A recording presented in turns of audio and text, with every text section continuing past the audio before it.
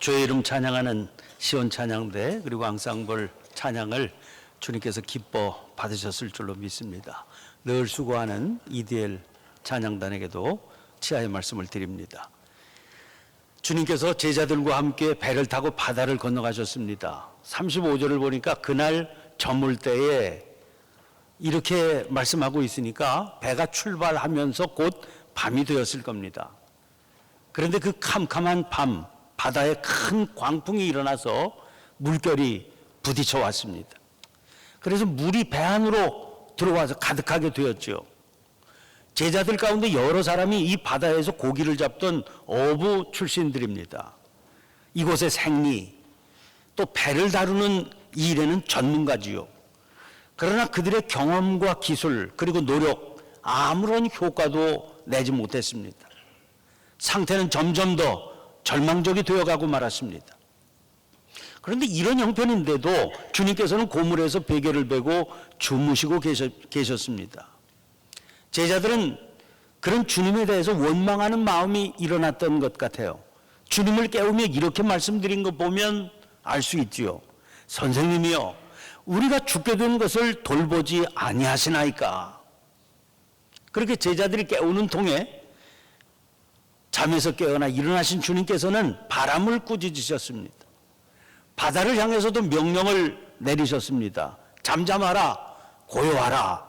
그러자 바람이 그치고 바다는 아주 잔잔해졌습니다. 위험한 상황 끝났습니다. 그러자 주님께서 제자들에게 말씀하십니다. 어찌하여 이렇게 무서워하느냐?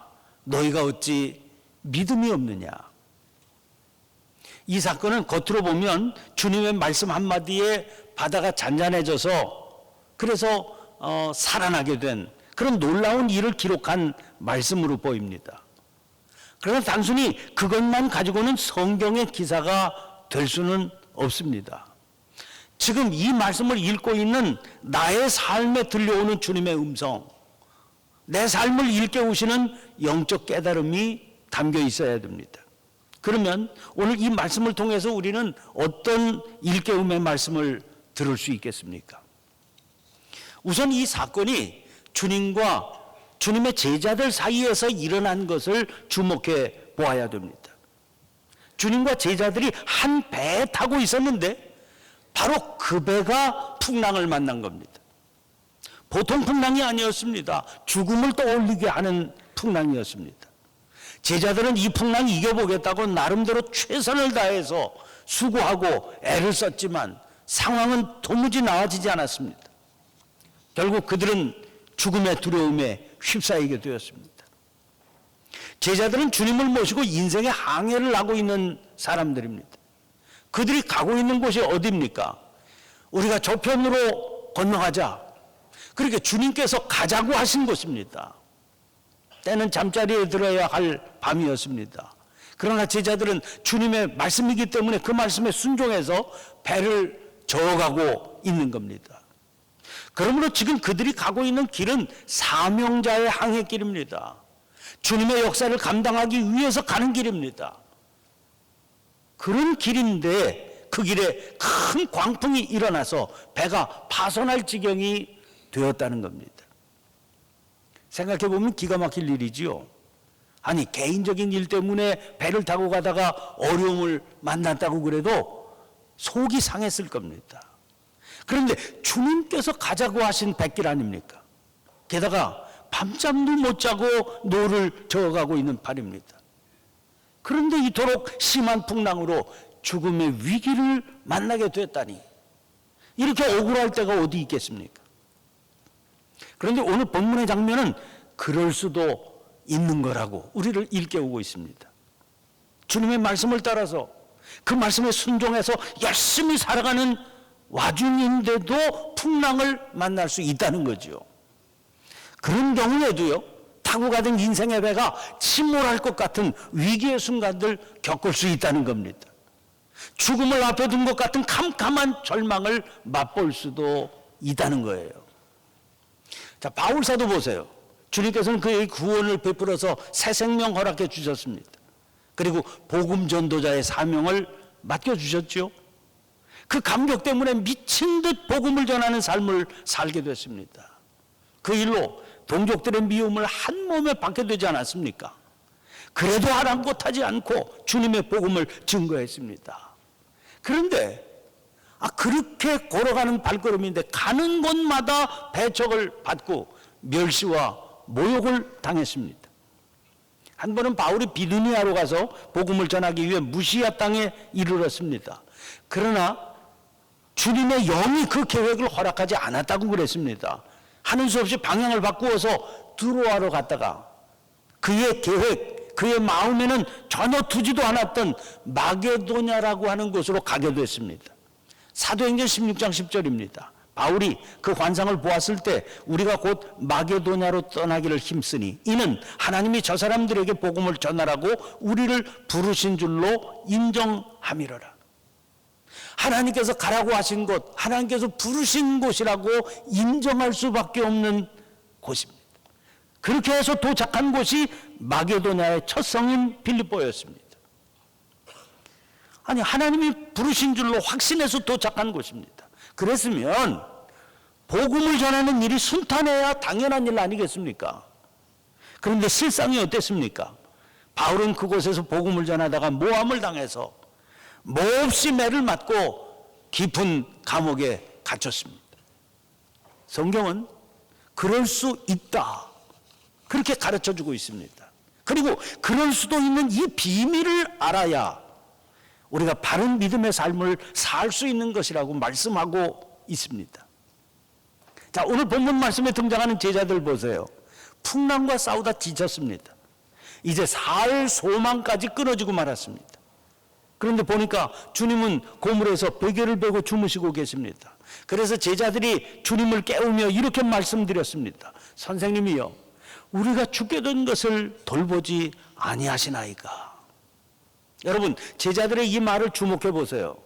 제자들이 주님을 깨울 때 그들은 주님께서 일어나서 바람을 꾸짖어 그 바람 그치게 하시고 풍랑 잠잠케 해 주실 것이다, 이런 기대 갖지 않았습니다. 만약 그들에게 그런 기대가 있었다면 아니 그때서야 주님을 깨웠을 리가 없잖아요. 그 고생하지 않고 진작 주님을 깨워서 바람 잔잔케 하고 바다도 조용히 해서 평안하게 항해를 계속했겠지요. 41절을 보면 그런 제자들의 마음을 분명히 확인할 수 있습니다. 그들이 심히 두려워하여 서로 말하되 그가 누구이기에 바람과 바다도 순종하는가 하였더라. 예수님이 그렇게 해주실 거 기대도 하지 못했다는 겁니다. 적어도 이 문제에 관해서는 주님께 대한 기대가 전혀 없었음을 알 수 있습니다. 제자들 생각에 적어도 바다와 배에 대해서는 예수님보다 자기들이 더 전문가입니다. 그러니 주님은 안중에 없었을 수도 있습니다. 아마 자기들 나름대로는 사역에 지쳐서 곤히 주무시는 주님을 그냥 주무시도록 내버려 두고 자기들 힘으로 풍랑 이겨보겠다고 애를 썼을지도 모를 일입니다. 그런데 지금은 왜 주님을 깨웠겠어요? 그들은 주님을 원망한 겁니다. 주님의 말씀을 따라 이 밤에 노저 여기까지 왔는데 겨우 결과가 이 모양이냐는 원망? 그런데 자기들은 이 고생을 하고 있는데 아니 그렇게 쿨쿨 잠이 오시느냐, 원망을 했던 거겠죠. 그런데 그런 제자들에 대해서 주님의 반응은 어떤 것입니까? 주님은 너무 고단해서 나도 모르게 정신없이 잠이 들었다, 미안하다 말씀하지 않으십니다. 아니 왜 이렇게 되도록 진작 깨우지 않았느냐 그러시지도 않으십니다. 우선 바람을 꾸짖으세요. 바다를 잔잔케 하세요. 급한 문제부터 해결하십니다. 그 후에 제자들을 호되게 꾸중하십니다. 어찌하여 이렇게 무서워하느냐? 너희가 어찌 믿음이 없느냐? 꾸중의 내용은 두 가지입니다. 하나는 무서워했다는 거고 다른 하나는 믿음이 없다는 겁니다. 그런데 사실 이 두 가지는 서로 연결이 되어 있습니다. 무서움의 근원이 믿음 없음이기 때문입니다. 즉 믿음이 없기 때문에 무서워하게 된 겁니다. 그러니까 주님의 꾸중은 제자들의 믿음 없음에 대한 꾸중이었다, 그렇게 봐야 될 겁니다. 무서움의 뿌리는 어떤 겁니까? 사람들은 왜 무서워할까요? 제가 어렸을 때 어린아이들은 밤에 화장실 가는 게 무서웠습니다. 요즘처럼 집안에 화장실이 있던 시절이 아니라 보통 바깥에, 그것도 가능한 한 집에서 멀리 떨어진 데 있지 않았습니까? 밤에는 캄캄한 어둠 속을 한참 가서 캄캄한 공간에서 일을 봐야 됐습니다. 그것도 깊은 구덩이를 향해서 일을 보지 않아요. 저 깊은 곳에서 무슨 손이라도 기어나와서 붙잡아가지 않을까, 그런 불안감에 떨어야 됐습니다. 이런 옛 추억이 우리들에게 무서움의 뿌리를 보여줍니다. 무엇이 무서움을 가져다 줄까요? 보이지 않는 겁니다. 보이지 않는다는 것은 단순히 눈으로 볼 수 없는 것만을 말하는 게 아닙니다. 모르는 것도 역시 보이지 않지요. 경험해보지 못한 세계가 우리를 두렵게 합니다.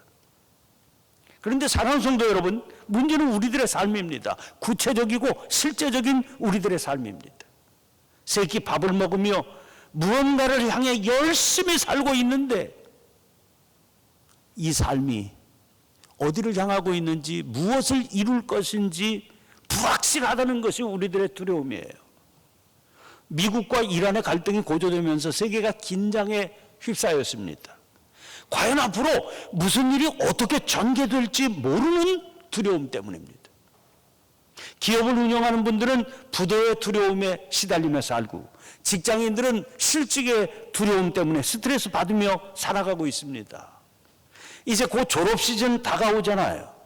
취업이 아직 결정이 안 된 졸업생들은 우울하고 불안하고 두렵습니다. 보이지 않아서 결과를 알 수 없다는 것, 그게 무서움의 뿌리입니다. 그런데 사랑하는 성도 여러분, 오늘 주님께서는 제자들을 꾸짖고 계세요. 어찌하여 이렇게 무서워하느냐? 너희가 어찌 믿음이 없느냐? 이 말씀 거꾸로 새겨보시면 무슨 말씀이 되겠습니까? 우리들에게 믿음만 있다면 무서워할 필요가 없다, 그런 말씀 아니에요. 그러므로 무서워한다는 것은 믿음이 없다는 말과 같은 말입니다. 제자들은 지금 무서움에 떨고 있어요. 주님께서는 그들의 상황 잘 알고 계십니다. 그런데도 불구하고 그들을 격려하거나 위로하시지 않고 오히려 호되게 꾸중하십니다. 그들의 무서움은 믿음 없음의 결과임을 아셨기 때문이죠. 믿음의 사람들에게 믿음이 없다는 건 당연히 꾸중 들을 만한 일 아니겠습니까? 그러면 믿음이 무엇이기에 무서움을 이기게 할까요? 히브리서 11장 1절 2절의 말씀에서 우리는 아주 명확한 믿음의 정의를 만나게 됩니다. 믿음은 바라는 것들의 실상이요 보이지 않는 것들의 증거니 선진들이 이로써 증거를 얻었느니라. 그런데 여기서 바라는 것들이란 무엇이겠습니까? 그 바라는 것은요, 자기의 기대는 또 자기의 그저 희망사항은 아닌 겁니다. 여기서 바라는 것이란 하나님께서 말씀을 통해서 약속하신 것을 내가 붙드는 겁니다. 그런데 히브리 기자는 믿음은 그런 바라는 것들의 실상이라는 거예요. 실상, 이게 뭡니까? 실제의 모습이라는 거죠. 실제의 모습이니까 당연히 볼 수 있습니다. 다시 말해서 믿음은 바라는 것들을 볼 수 있게 해준다. 하나님께서 약속의 말씀으로 주신 것을 볼 수 있게 된다 하는 겁니다. 이것을 더 분명히 해주려고 보이지 않는 것들의 증거라고 그랬습니다. 증거가 뭡니까? 간단히 말하면 본 것입니다. 이건 무슨 이론이 아닙니다. 그래서 히브리 기자는 명확하게 선언하고 있습니다. 선진들이 이로써 증거를 얻었느니라. 믿음의 조상들이 이 믿음 때문에 구체적인 증거를 얻었다는 겁니다. 믿음으로 보지 못하던 것들을 보았다는 것이요, 믿음으로 듣지 못하던 것을 들었다는 겁니다. 믿음으로 잡을 수 없었던 것을 잡을 수 있었다는 거지요. 이 선언 뒤에 구체적으로 그 선진들이 누구를 가리키느냐 하는 것을 쭉 나열하고 있습니다. 성경에 등장하는 믿음으로 살았던 분들이지요. 그분들은 한결같이 도무지 알 수 없는 불안한 세상을 마치 익숙한 길 걸어서 자기 집 찾아가는 사람들처럼 살아갔던 분들입니다. 예를 들어 거기 등장하는 믿음의 조상 아브라함 보세요. 히브리서 11장 8절입니다. 믿음으로 아브라함은 부르심을 받았을 때에 순종하여 장래의 유업으로 받을 땅에 나아갈새 갈 바를 알지 못하고 나아갔으며, 하나님께서는 아브라함에게 젖과 꿀이 흐르는 땅을 약속해 주셨습니다. 그리고 지금 그가 살고 있는 그에게 익숙한 하란 땅 떠나라고 하셨죠. 정작 떠나가던 그때 아브라함은 하나님께서 약속으로 주신 그 땅이 어디에 있는 어떤 땅인지도 몰랐습니다. 그런데도 마치 익숙한 길을 찾아 떠나듯 그렇게 길을 떠났습니다. 아니, 어떻게 그럴 수 있었을까요? 하나님을 믿는 믿음 때문에 보지는 못했지만, 본 적도 없지만 그에게는 증거가 있었기 때문입니다. 거기 또 모세의 인도함을 받아 홍해바다 건너던 이스라엘 백성들 기사가 나오고 있습니다. 11장 29절입니다. 믿음으로 그들은 홍해를 육지같이 건넜으나 애굽 사람들은 이것을 시험하다가 빠져 죽었으며, 이 사건도 성경에 등장한 아주 유명한 사건이지요. 애굽을 빠져나온 이스라엘 백성들이 홍해 바다에 다다랐을 때입니다. 바로가 이스라엘 백성들 보낸 걸 다시 후회했어요. 그래서 군병들을 끌고 급히 뒤쫓아왔습니다. 앞에는 바다요, 뒤에는 바로의 군대가 있었습니다. 이스라엘 백성들은 그야말로 진퇴양난에 빠지게 된 거죠. 당연히 백성들은 두려움에 휩싸여서 모세를 원망했습니다. 그러자 하나님의 명령을 받은 모세는 믿음으로 홍해 바다를 향해서 지팡이를 내밀었습니다. 결과는 어떻게 되었습니까? 바다를 육지같이 건너게 됐습니다. 중요한 것은 다만 바다가 갈라져서 육지같이 변했다, 그 기적만이 아닙니다. 그런 기적이 있기 전에 모세가 지팡이를 바다를 향해 내밀었던, 그게 중요한 겁니다. 하나님의 부르심을 향해 나아가는 길 아닙니까? 모세는 그분의 약속을 믿었습니다.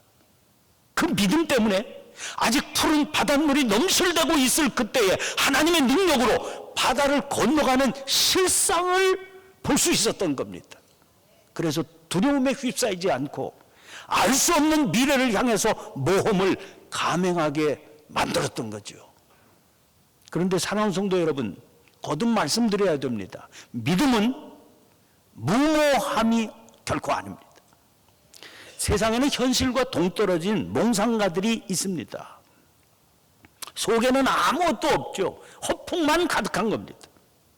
이 사람들 두려움 전혀 없어요. 언제든지 그게 뭐든지 덤벼들 수 있습니다. 그 결과는 어떻습니까? 언제나 허망합니다. 무모했던 거지요. 믿음은 그런 무모함과 같지 않습니다. 믿음이 어떤 것이고 무모함이 어떤 것입니까? 그 둘의 차이는 간단합니다. 주님께서 거기 계시느냐 계시지 않느냐의 차이인 겁니다. 주님께서 계시지 않는 믿음은 무모한 허풍에 불과한 것입니다. 주님께서 계시지 않는 믿음은 인간의 근거 없는 기대에 불과하는 겁니다. 주님께서 계시지 않으면 진실을 볼 수 없으므로 허상만 보게 될 따름입니다. 주님께서 계시지 않으면 바른 것을 바랄 수 없습니다. 그러므로 당연히 그는 허탄한 그림자만 붙잡게 될 뿐입니다. 이 차이는요, 부르심이 있느냐 없느냐의 차이이기도 합니다. 다시 말해서 그의 삶을 하나님께서 당신의 목적을 위해 쓰신다고 하는 그 확신이 있느냐 없느냐의 차이입니다. 이 부르심이 없는 사람은 자기가 보고 자기가 바라는 삶의 목적을 향해 달려가게 되어 있습니다. 자기 삶의 주인이 자기다, 그렇게 굳게 믿고 있는 겁니다. 그런데 문제는 주인인 자기가 확실한 길을 모른다는 것 아닙니까? 그러니 그 내면에 무서움이 있을 수밖에 없지요. 그러나 지금 가고 있는 길이 자기의 길이 아닙니다. 하나님께서 가라 하신 부르신 푸른의 길이다 하는 겁니다. 그걸 아는 사람은 무서움과 두려움 이길 수 있습니다. 삶의 주인이신 전능하신 하나님께서 당신이 부르신 그 길을 가는 자기를 확 확실히 붙들어 주실 것이다. 그 믿음이 있기 때문입니다. 다시 오늘 본문 말씀으로 돌아가 보시기 바랍니다. 제자들은 주님과 함께 있었습니다. 한 배에 타고 있었으니까요. 그러나 그것은 그들의 육신적인 상황뿐이었습니다. 진실로 제자들의 내면에는 주님이 깨어서 함께 계시지를 못했던 겁니다. 참된 믿음이 없었기 때문이지요. 그들은 주님께서 가자 하시는 그곳을 향해서 노를 저어 가고 있기는 했습니다. 그러나 그들은 그게 부르심을 받은 길이다 하는 걸 모르고 있었어요. 그래서 풍랑과 싸우며 수고했지만 무서움에 떨 수밖에 없었던 겁니다. 그런 제자들을 위기 속에서 건져주시며 주님은 꾸중하세요. 어찌하여 이렇게 무서워하느냐? 너희가 어찌 믿음이 없느냐? 이 꾸중은 비단 그 당시 배에 타고 있던 제자들만을 향하신 꾸지람이 아니라고 하는 걸 알아야 됩니다. 지금 우리들 주님 모시고 교회라고 하는 배를 타고 노를 저으면서 항해길 가고 있지 않습니까? 주님 가자 하시는 그곳을 향해서 가고 있는 겁니다. 육신적인 눈으로 보면 어디로 가는지 잘 알 수 없어요. 뭐 하게 될지도 잘 알 수 없습니다. 그러나 분명한 건 하나님께서 우리들의 앞길을 인도하신다는 겁니다. 그분께서 우리를 들어 쓰신다는 겁니다. 그리고 믿음 안에서는 가는 길이 보이고 닿아야 할 목표가 뚜렷하게 보이는 겁니다. 그러므로 믿음의 사람은 행복합니다. 무서워하지 않는 삶을 살 수 있기 때문입니다. 두려움 없는 삶이 그에게 보장되어 있기 때문입니다. 사랑하는 성도 여러분, 새해가 시작됐습니다. 이 한 해 알 수 없는 내일을 향해서 발걸음을 옮기고 있다는 사실 때문에 혹시 두렵지 않으신가요? 믿음의 눈을 크게 떠서 우리를 당신의 역사를 위해서 부르신 주님만 바라보게 되시기를 바랍니다. 책임은 그분께서 져주실 겁니다. 하나님이 우리에게 주신 것은 두려워하는 마음이 아니요 오직 능력과 사랑과 절제하는 마음이니. 디모데후서 1장 7절입니다. 기도하겠습니다. 거룩하신 하나님, 새해가 시작되었지만 내일 일을 알지 못하고 살아가고 있기에 저희들은 불안과 염려를 떨치기가 어렵습니다. 주변의 상황과 형편을 헤아려 볼수록 그런 마음은 더욱 자라만 갑니다. 무엇을 이룰 수 있을지 자신이 없고 어떻게 감당을 해낼 수 있을지 걱정스럽기만 합니다. 이 시간 너희가 어찌 믿음이 없느냐고 일깨우시는 주님의 음성을 들을 수 있게 해 주시옵소서. 또한 저희들의 삶의 위치를 하나님 앞에서 깨달을 수 있는 역사를 허락해 주시옵소서. 주님 주시는 평안함과 담대함으로 무장해서 승리의 삶을 이루어가는 저희 되도록 축복하여 주시옵소서. 연약한 저희를 붙들어 놀라운 승리의 삶을 살게 하시는 예수님 이름으로 기도하옵나이다. 아멘. 아멘. 아멘.